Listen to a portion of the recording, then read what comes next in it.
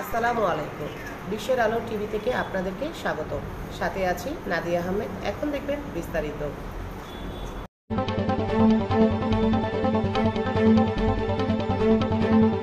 Rajshahi new market এলাকায় অবস্থিত বহুতল শপিং সেন্টার থিম ওমর প্লাজায় ভয়াবহ আগুন। আব্দুল আল মুক্তাদির বাদন, স্টাফ রিপোর্টার, বিশ্বের আলো টিভি, রাজশাহী।